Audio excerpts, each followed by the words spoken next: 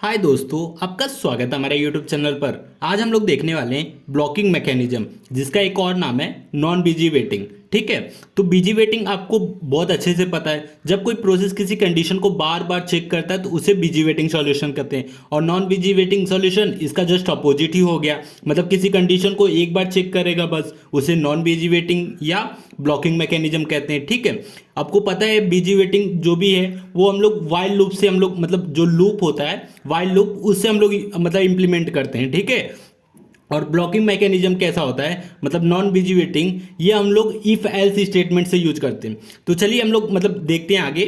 तो पहला पॉइंट क्या है, a process that is blocked is one that is waiting for some event such as a resource becoming available और a completion of an input output operation.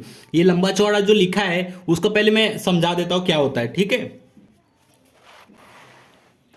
समझ लीजिए एक हमारे पास रिसोर्स है कोई, समझ लीजिए ये हमारे पास इनपुट आउटपुट एक रिसोर्स है। ठीक है, इस दो प्रोसेस है P1 P2। ठीक है, दो प्रोसेस ये रिसोर्स को, ये रिसोर्स है। ठीक है, P1 P2 दोनों में से एक इस रिसोर्स को एक्सेस करेगा। समझ लीजिए P2 इसको एक्सेस कर लिया। ठीक है, अगर P2 इसको एक्सेस कर लिया इस रिसोर्स को, तो P1 क्या करेगा, P1 ब्लॉक्ड हो जाएगा।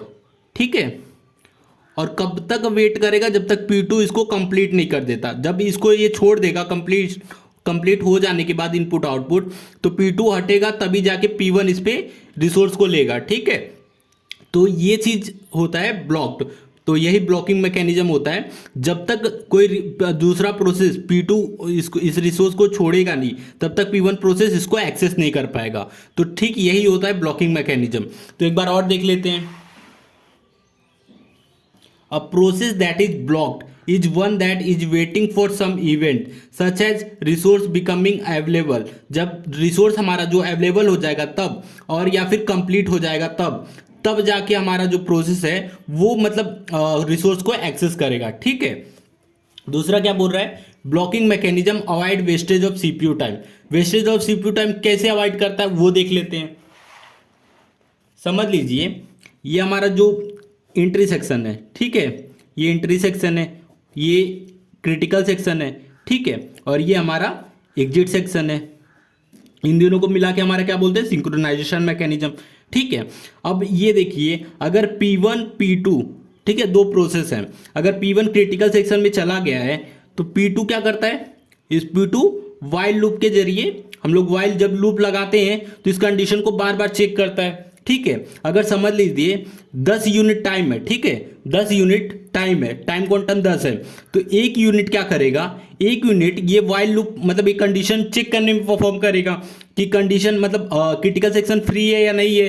तो ये एक मिनट मतलब एक यूनिट ये चेक करने में बता रहा है कि ये फ्री है कि नहीं है। और बाकी के जो 9 यूनिट है वो तो हमारा वेस्टेज जा रहा है ना, तो 9 यूनिट वेस्टेज जा रहा है, इसीलिए बोल रहे हैं blocking mechanism avoid wastage of CPU time.